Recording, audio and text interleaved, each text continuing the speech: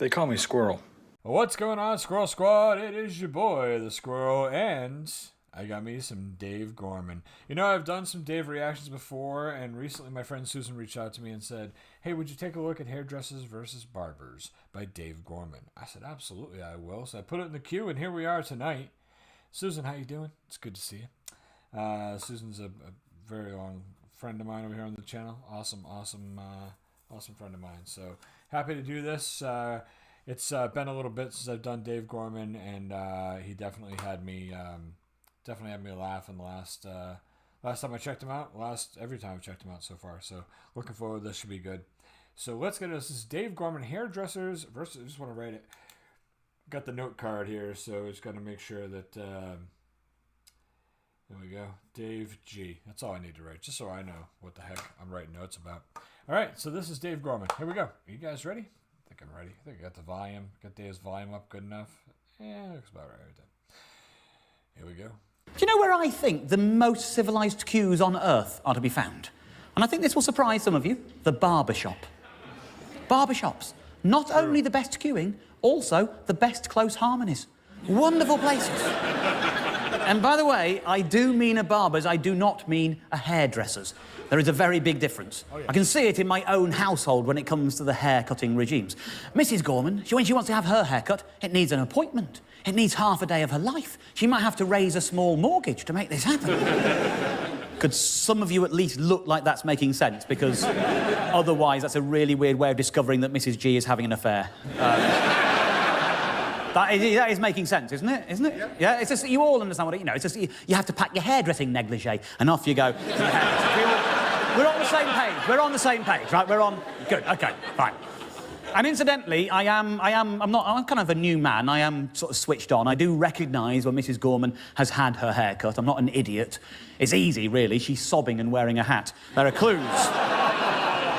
This is the price list. I just plucked at random from the internet for a hairdresser's. And this is what a price list looks like at a barber's. Very different things. My favourite part of that, of course, haircuts. I don't know what a haircut is. I mean, I know what a massage is, but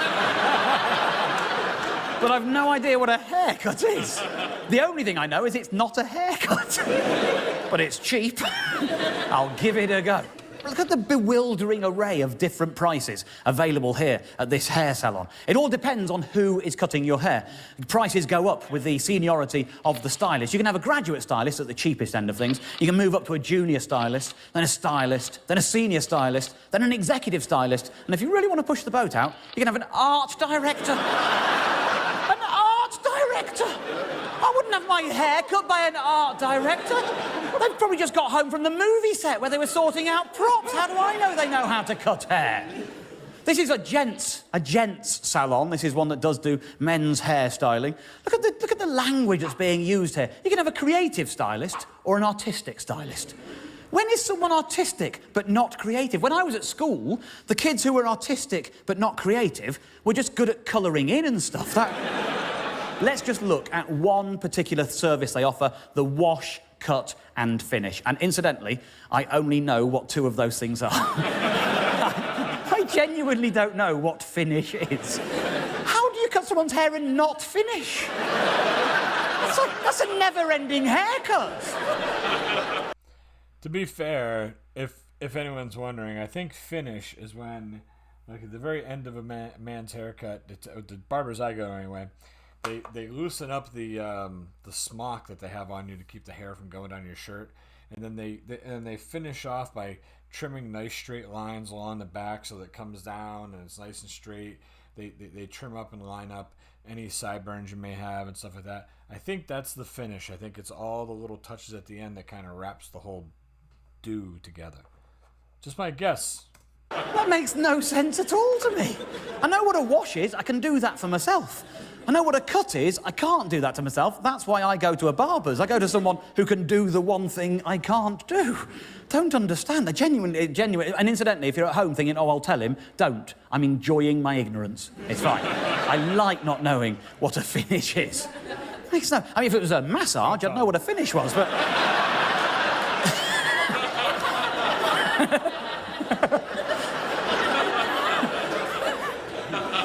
If you want to have the wash, cut, and whatever a finish is, if you want to get it for either creative stylist, that will cost you £26.50. But if you want to go to director stylist, £27. Can you perceive a 50p difference in haircutting ability? This is like going to a cafe and saying, I'll have 2 egg and chips, please. And someone saying, yes, certainly, sir, that'll be £4.50. Or £5 if you'd like an old woman to cook it. Makes no sense whatsoever. This is why I go to a Barbers. A proper Barbers that does haircuts for £7. That's the kind of place I go to, genuinely. This is the kind of place I like. And this is where perfect queuing occurs. Perfect queuing. It is amazing. Let me set the scene for you, because a lot of people won't have been into a proper... If you can tell, I just got my hair cut.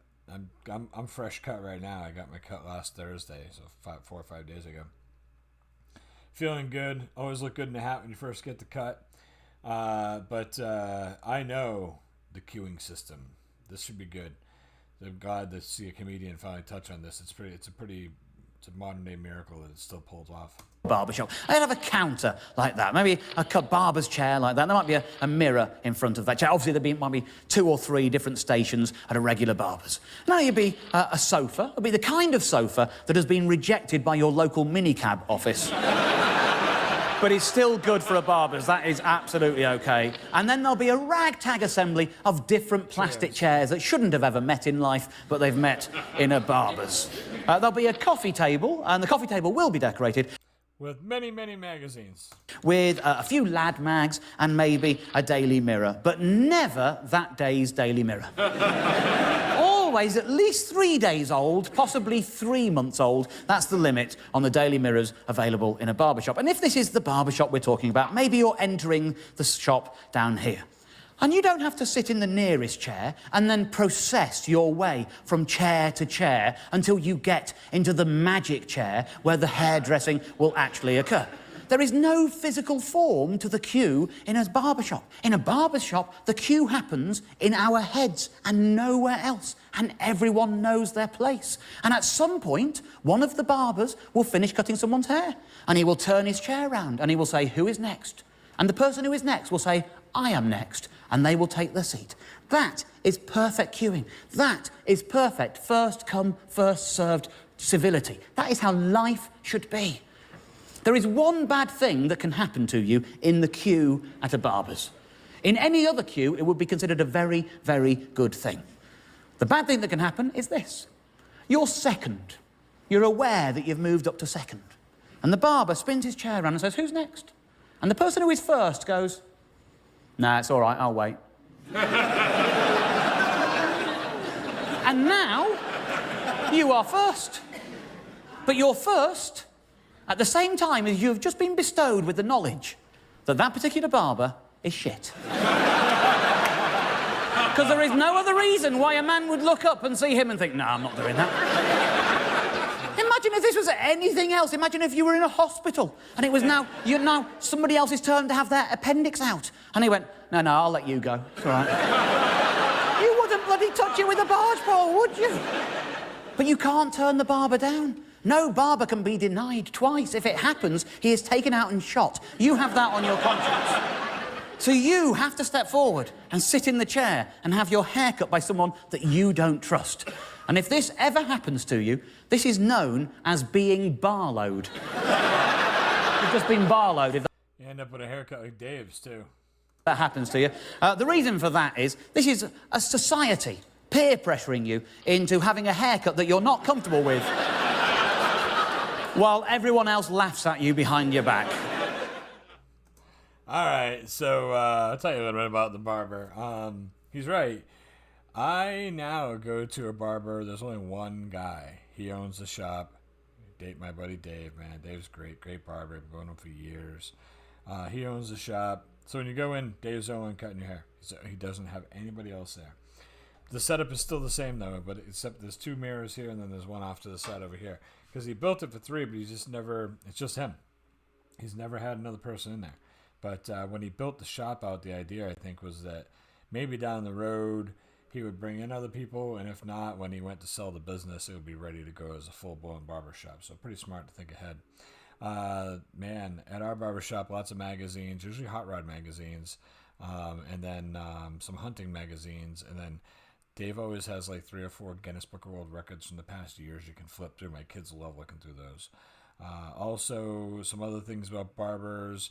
Yeah, you can skip, but if you're gonna have a certain barber, usually when you come in, when you get in the queue, you just like, oh hey, when it's my turn, I want to go with Sean or whatever. You kind of usually you let them know ahead of time, so that way you don't run into that situation.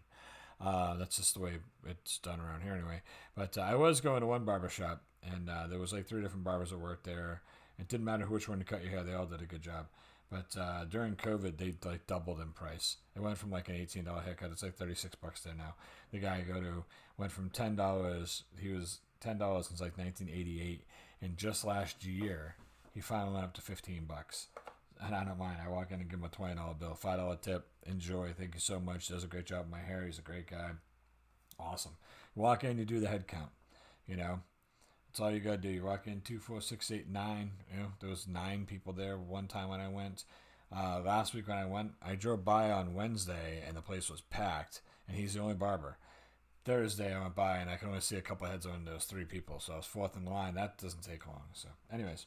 Barbershop etiquette. Real funny though, Dave Gorman, he's great. Susan, thank you so much for reminding me to go back and check out some Dave Gorman. I hope you guys enjoyed that. He's a funny guy. He really is. He really kind of breaks life down and makes it funny, which is the art of good comedy. So, yeah. Well, thanks so much. I hope you guys had a good little laugh there. All right. Take care of yourselves. Be good. You got any bad? Name it after me. Your old pal Squirrel. Be good. Scroll up. Hey, look, squirrel, that's what they call me. Proud American with roots in the UK. Can't you see? I love a good land.